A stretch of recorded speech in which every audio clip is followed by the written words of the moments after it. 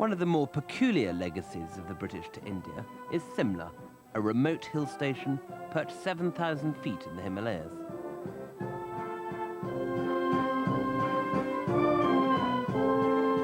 During the Raj, 1/5 of mankind was ruled for the summer months from this displaced mock Tudor village.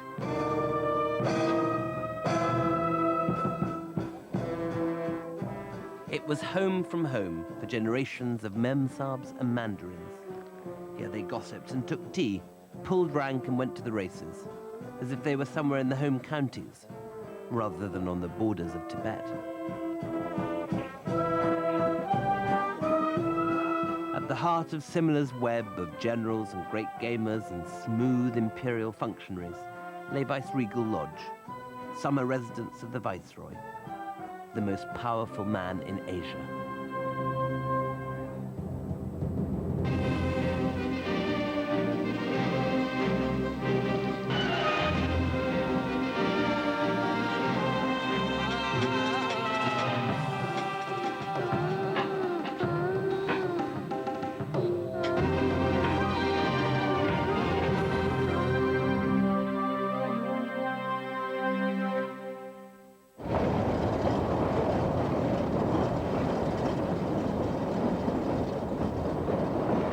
Only an empire ridiculously certain of itself could have contemplated ruling millions of people for 7 months of the year from a Himalayan mountaintop.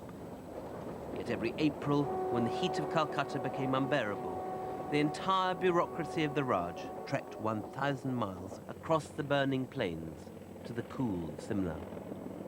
It was every bit as bizarre as Whitehall moving to the Alps for the summer.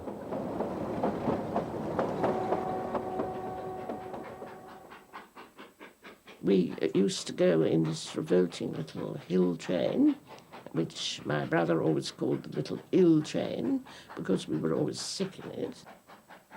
And the steam train, you see, you had all the smell. And that was quite a journey. I can remember crowds around the place where you got out of the train and got into a rickshaw, and off you went to your destination. For anyone who suffered 2 months of midsummer Indian heat, the train to Shimla is still pure delight. As the train chugs slowly uphill, the temperature drops, and minute by minute you can just feel the hillsides around you growing damper and greener. After the enervating heat of the burning plains, it's like coming up for air.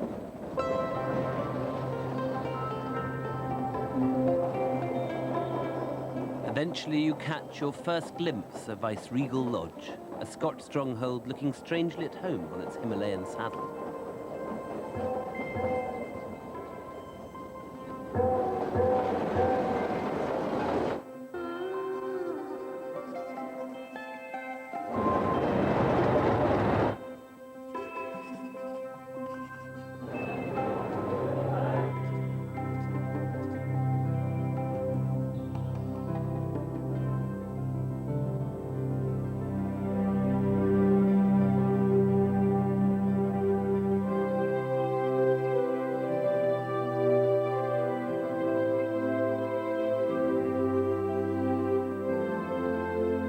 Viceregal Lodge was deliberately built as the grandest palace in the hills, the architectural embodiment of the Raj at its unflappable late 19th century climax. Its grim Scots baronial facade led to some of its later inhabitants comparing it to a lunatic asylum or even to Pentonville Prison.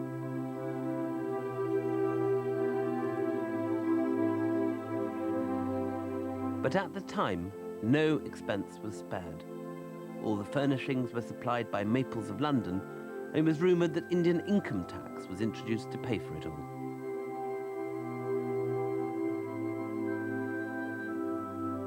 Viceregal Lodge gave Shimla a building in which the pomp and circumstance of the Raj could be fully expressed. But for the residents of Shimla, it was above all a place for imperial entertainments. You were assembled in a semicircle. Then the Viceroy and his wife came in with ADCs, and they went round the circle being introduced to everyone.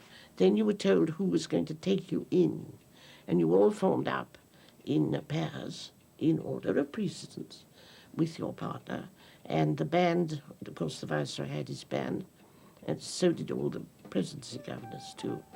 Played the roast beef of Old England, which I think a rather odd thing to play in India, but anyway, we didn't think anything of that, and we all marched in, and we'd seen the table plan. But it was very formal.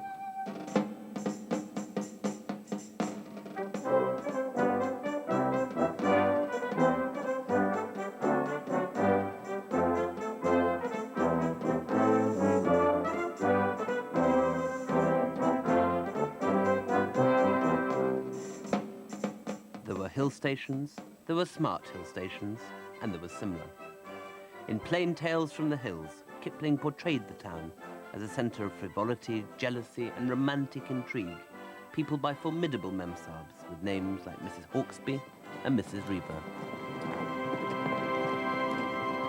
It was snobby, all right, and you had to have a certain position, you know. Oh, this is a terrible thing to have to say, you know, in these days. But the Public Works Department, for instance, was considered very mere. I wouldn't wish at all ever to dance with someone in the Public Works Department. Or the railways a little better. The Forest Service was quite good. The Indian police, who did a terribly difficult job, they ranked definitely below the army. And the army was not as grand as the civil service, the heaven-born, the Indian civil. I must say a marvellous service. You can't get away from it. 3,000 men running the whole Indian subcontinent. For 7 months of the year, the entire population of Shimla conspired to pretend that they were not in Asia at all, but somewhere in the more fashionable corners of Surrey, a fantasy the mock Tudor architecture reinforced. For above all, Shimla was about Englishness. The town was certainly an escape from the heat of the plains, but it was also, tacitly, an escape from India. Shimla was built by British as a substitute for England, but as a holiday and a health resort in the beginning. And so Shimla was very much divided into two sections. One was the local section and one was the British section. The Mall, for example, was strictly British. People in the dress, in the movement and everything. And the lower bazaar and the middle bazaar was strictly Indian. So there was social discrimination to a great extent.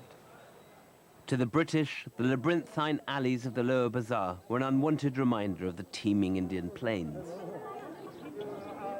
They were also, in effect, foreign territory. A man who knows his way there, wrote Kipling, can defy all the police of Shimla. Likewise, the Indian inhabitants of the summer capital rarely crossed the border into the English territory of the Upper Mall. It's still a common myth in India that during the Raj, dogs and Indians were formally barred from the Mall. This is simply not true, but it certainly was the case that undesirables, beggars, congressmen and coolies, were prevented by the police from ever setting foot on it. Well, it was a very standard procedure which they had. It was all the steps leading down to the lower bazaar. They'd constantly be moving people there. Chalo, chalo, chalo, jao, niche jao, go down. And that's what it That really is true. That's true. I had a long chat with one of them whose job it was, a sergeant who was here. And that was his job, hustling Indians off the Mall. The Mall is still Shimla's central artery. Most of the town's important buildings are strung along its route. The police headquarters, government buildings, and the old Gaiety Theatre. Now crumbling, this was once the hub of the social life and gossip mill of Edwardian Shimla.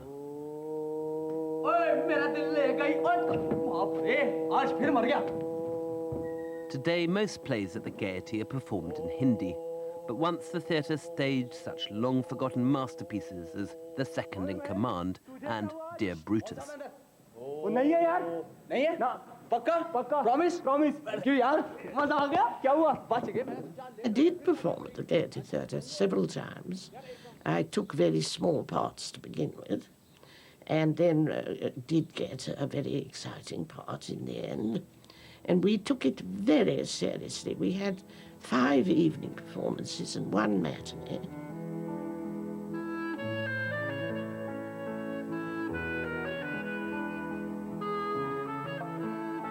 There was a very filthy old man called De La Rue Brown who ran the theatre, you know, the maintenance. It was filthy. There were bugs in the dressing rooms, and the stage was greasy. I can't tell you, but we didn't mind because it was so glamorous.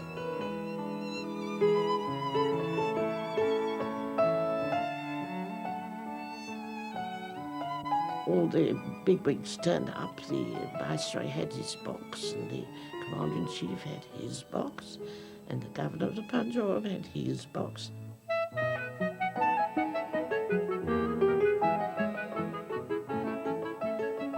And last night of the performance, we all lined up after the performance and bowed and smirked, and the women were given bouquets, and you looked eagerly to see which had the best bouquet, hoping it was you. And you got little notes from people saying, well done, and it was all written up in the local paper. We thought it was simply wonderful. That period now seems as cosy as a village fete, but to the Victorians, Shimla carried an irresistible whiff of scandal. Women outnumbered men, and romance was inevitable, as Kipling's stories show. She dined with him and rode with him and tiffined at Politis with him until people raised their eyes and said, shocking. It was no more immoral than anywhere else's. I mean, the thing is that you had to keep quiet about it. It had to be treated with discretion. We were such an enclosed society, you see. Everybody knew everybody else and knew what their pay was and everything. And there were standard affairs going on, only among married women, not girls, ever. I used to chase girls and the girls used to chase me. That was one thing. And English of course, girls or Indian girls or both? both Indian and English, but I avoided Indian girls because they were keen to get married to a prince. And I thought the British girls wouldn't take me so seriously, it would be only fun. You see, if you had an affair or an illegitimate child with some young girl, her father was probably one of your colleagues in government. I mean, we were all very close together. And the girls, as Kipling has written, didn't really have quite such a good time as the married ladies.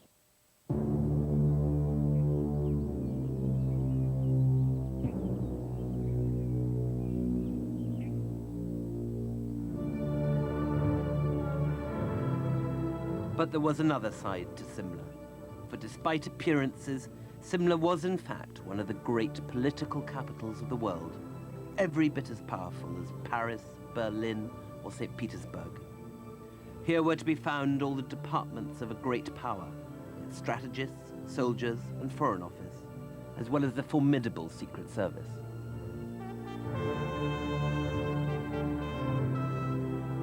Standing over all this was the Viceroy, pulling the strings of an empire that stretched from Rangoon in the east to Aden in the west, playing the great game, protecting the borders from penetration by enemy agents.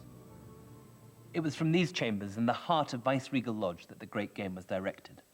Intelligence reports detailing the moves of Tsarist spies into the territories of the Raj were analysed and countermeasures planned, with British agents being dispatched in disguise over the Khyber Pass and through the High Karakorums into Chinese Tartary. Of all the viceroys, none embodied the self-confidence of the empire more than Lord Curzon, who ruled India at the very beginning of the 20th century. Today he is regarded as the greatest of all the viceroys, ruling India at the peak of Britain's power and influence. From his study in Viceregal Lodge, he worked late into the night, month after month, overhauling the entire administration of the Raj. He He also ordered the last great imperial adventure, the murderous and entirely unnecessary invasion of Tibet by 14,000 British troops. Look at the kind of clenched fist. That's what I like about him, see? And he has long... His arrogance meant he was never the most popular of viceroys, but he still has admirers in surprising quarters. He's my favorite viceroy. Why? He's handsome, and because he came across as human also, you know, with the faults of, I'm told he was arrogant and whatever, and they all must have been good and bad. I mean, history will judge them differently, but for me, he would always be special. Even when I was studying in school, I found I had a soft corner for him. You had a soft corner for him? And it has stayed. He's got a good, strong face, hasn't he? Yeah, he has a very strong, determined chin, and he looks like he knows what he's doing, and he wants to do it in his own way. That comes across. I find that very fascinating about him.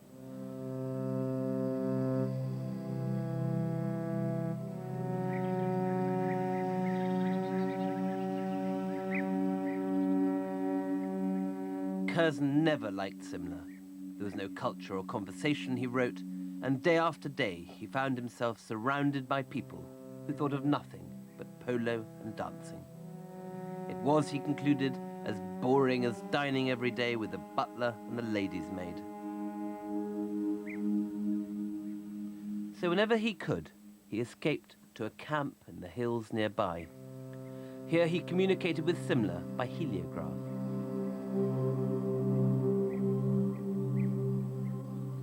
Messages were sent to him, violent disturbances in Bengal, intelligence reports of the Russian army's alarming advance towards the British Himalayas. But in the evenings, when he had worked through his red boxes, Curzon would make for the Viceregal golf course, the highest in the world.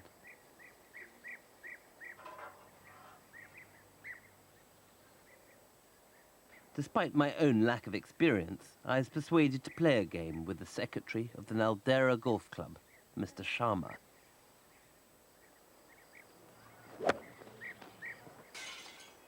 Thanks very much. So where next, Mr. Sharma? I suspect that neither of us would have provided Lord Curzon with much competition. Mr. Sharma, the last time I did this was the North Berwick Children's Putting Competition in 1971. I didn't win. Nor did I come, I think, in the first attempt. Whoa. Yeah. Too much.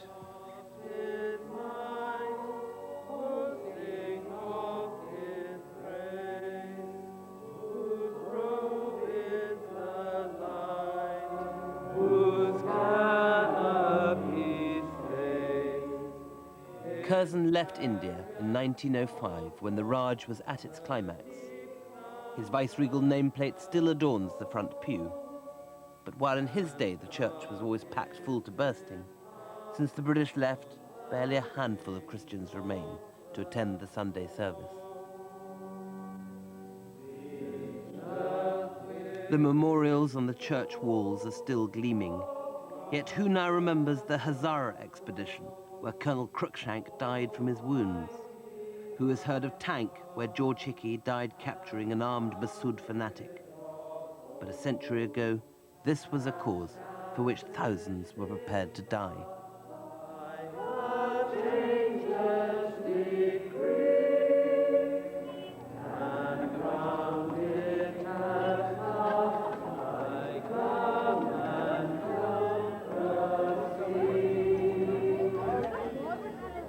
For much of India, independence brought prosperity, but for Shimla it spelt disaster. The practice of moving the government up to the hills ended with the Raj, and many lost their secure jobs. Today, Kriparam ekes out a living selling horse rides on the Mall. He used to be a groom for the Viceroy. देखो जी हमारे को तो अच्छा नहीं लगा क्योंकि उनके साथ हमारा बहुत अच्छा हमको देखते थे ना बहुत अच्छी तरह देखते थे हेल्प करते थे फिर तो हमको हेल्प देखने करने वाला कोई नहीं रहा अभी हमको कोई दुख होगा कोई नहीं सुनता कि घोड़ा भूखा है धूप में पानी में बारिश में कोई नहीं एक अंग्रेज होता था यहाँ घोड़ा धूप में कल बोलेगा घोड़े के लिए बंदोबस्त करो, अब नहीं।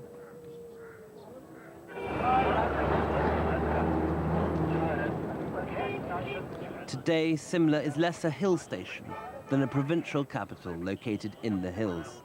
The very qualities that recommended Shimla to the Victorians, its peace and fresh air, are now almost entirely absent. It was meant, designed for a population of about 25 to 26,000 people. Now the regular people who stay in Shimla are above 100,000.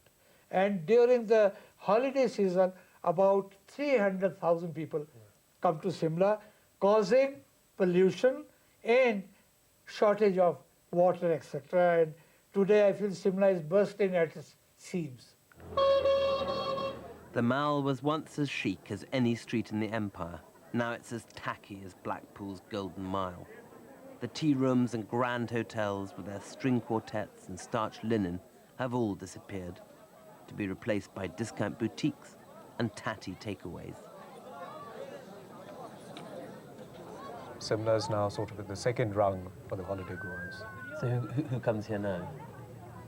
A lot of honeymooners, a lot of budget tourists, a lot of people living relatively close to Shimla, Punjab, Haryana, Delhi, but definitely down market.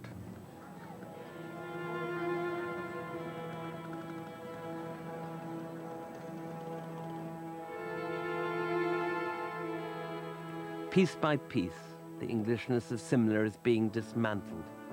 One by one, the old bungalows are disappearing, the old hotels falling into decay.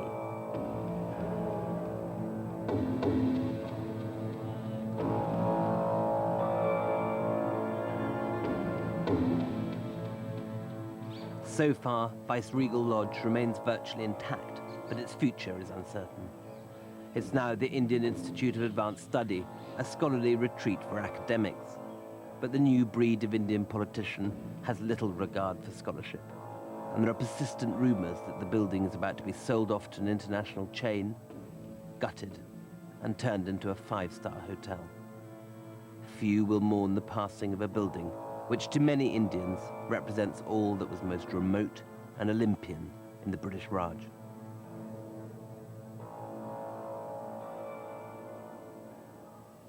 "50 years after the British went home, the ghosts of the Saabs still haunts this town. In the scones served up for tea, in the bungalows named Pine Breezes and Fairview, in the names of the Viceroys inscribed here in Viceregal Lodge. But with every year that passes, with each bulldozed bungalow, for better or worse, the echoes of the Raj grow fainter and fainter, drowned out in the snarl and fumes of bustling, modern Shimla. There are going to be little bits left behind, but anything distinctive is going to go. It's going to become a part of India now. It already has. So in the long run, the kind of British period will just seem like a brief interlude? A brief interlude, a very brief interlude. I mean, time is sort of like, and in India, time is, there's a remarkable placidity about it. How would you put it? Just a stone dropped in the water, ripples gone, surface is massive again. Did it seem odd to you that, 1/5 of mankind was being ruled from this little Himalayan village? It never occurred to me when I was young. It certainly occurred to me as I got older, no doubt, but I was just 17, and I thought of nothing but amusing myself from morning till night. I never got up before 12, and you see, we had all these adorable and wonderful servants. I mean, one didn't do anything. And I enjoyed it very much, and I'm thankful I had that experience. But you couldn't go on with it. And there it was.